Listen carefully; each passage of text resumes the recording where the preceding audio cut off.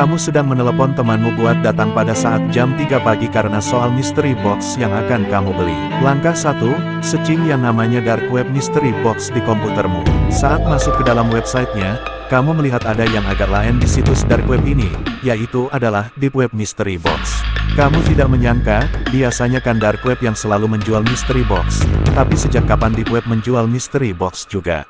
Katamu, ini membuat isi pikiranmu bertanya-tanya, jadi sudahlah. Kamu cek mystery box deep web yang belum kamu lihat seumur hidup. Saat dicek, ternyata sama saja seperti mystery box dark web, tapi ada sedikit perbedaan. Langkah 2, kamu langsung beli mystery box deep web itu tanpa berpikir terlalu panjang. Dan mystery box itu akan datang pada jam 3 pagi. Langkah 3, tunggu sampai mystery box itu tiba di depan pintu rumah pada jam 3 pagi.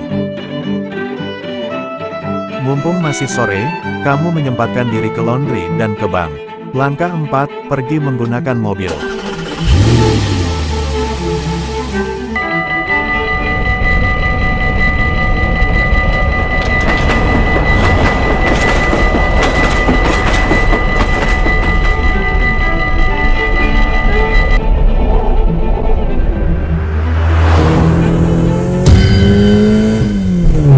Saat dalam perjalanan, sepertinya ada seseorang yang mengikuti arah mobilmu. Kamu menoleh ke belakang, gak ada siapa-siapa.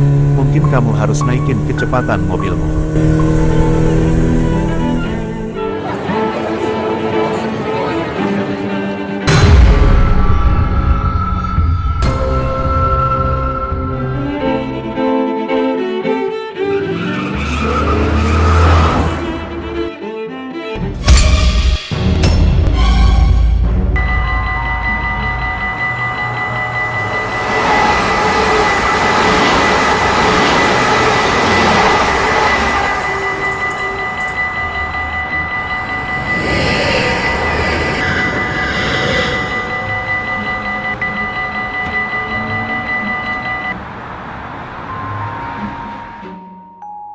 Saat memainkan komputer di kamar, kamu mendengar suara ketukan jendela sana.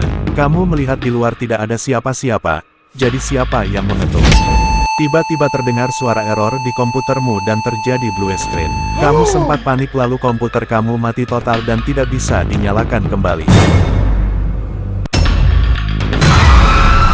Kamu tiba-tiba terbangun, karena dikejutkan oleh suara teriakan. Kamu mengecek sumber suara itu, tidak ada siapa-siapa, namun kamu lihat kalau mystery box deep web sudah sampai dan tersimpan di lantai pintu. Nah ini nih yang ditunggu-tunggu, kamu langsung bergegas buat bukain mystery box deep web ini. Di meja ruang tamu, kamu secara antusias merekam aksi dirimu membuka isi dari mystery box deep web ini. Langkah 5, buka kardus. Baru aja mau buka, kamu kedatangan seseorang di luar rumah sana. Ternyata itu adalah temanmu, katanya, mana mystery box-nya? Dia bakal ikutan buat ngebukain isi mystery box-nya yang kamu beli. Langkah 6, buka kardus mystery box bareng. Setelah dibuka, kita melihat ada 4 barang yang terdapat di mystery box ini, dan ini terkesan sedikit. Langkah 7, review barang mystery box yang ada. Barang yang kalian dapat yaitu adalah boneka tanpa kepala, gelang antik, sisir, dan yang terakhir toples kecil tapi berisi cairan yang tidak ketahui. Kalian rasa barang-barang yang didapatkan biasa-biasa saja? Boneka tanpa kepala ini memberikan kesan yang seram saja, dan ketiga barang ini tidak memberikan efek bahaya sama sekali. Tapi yang belum kalian cek itu, toples kecil yang berisi cairan yang terlihat aneh dan tidak tahu ini tuh cairan apaan. Langkah 8, temanmu nyoba ngebukain toples kecil ini dan menghirup isinya. Tiba-tiba temanmu berdiri keras-keras karena aroma dari toples kecil itu membuat hidungnya bengkak dan sesak napas. Oleh karena itu mulutnya mengeluarkan banyak busa dan toples itulah yang memberikan efek berbahaya baginya. Langkah 9, telepon ambulan atau minta pertolongan ke tetangga.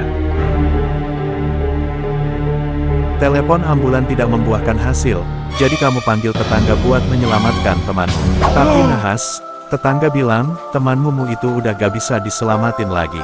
Makanya, kalau beli barang tuh yang berguna, berfaedah, dan terjamin keamanannya, ya kali kalau unfaedah gini mah bisa ngancemin nyawa orang lain, paham gak? Tetangga menasehatimu, ada-ada saja, tetangga keluar dari rumahmu dan kamu ditinggal bersama temanmu yang telah meninggal.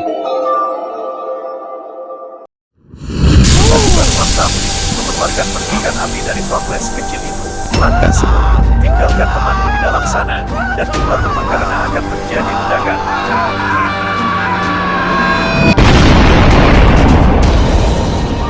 Rumah kamu meledak, polisi, damkar, dan ambulan tiba di rumahmu agar rumah lain tidak ikutan terbakar dan polisi memberikan garis kuning. Polisi menyarankan kamu menginap di hotel dan polisi juga menjelaskan kalau rumahmu terbakar oleh cairan toples mystery box deep web yang mengandung bahan peledak yang sangat kuat. Temanmu ditemukan dalam keadaan hancur, kemungkinan besar polisi akan kesulitan mencari sambungan tubuhnya yang hilang. Langkah 11, pergi ke hotel naik sepeda. Dalam perjalanan kamu jadi depresi, uang sama rumah udah hangus terkena ledakan, dan kini kamu merasa tidak punya apa-apa lagi.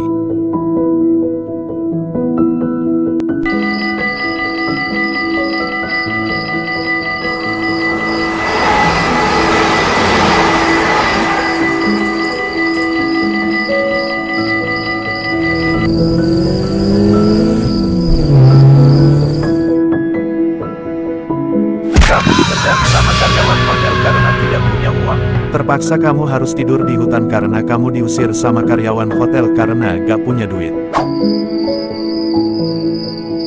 Kamu tidur mengigil, tanpa selimut hangat dan kasur yang empuk.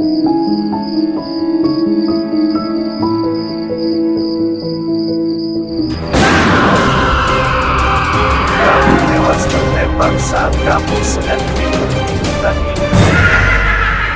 Moral dalam insiden, barang berfaedah menyelamatkanmu, barang berfaedah membunuhmu. Jadi belilah barang yang berfaedah.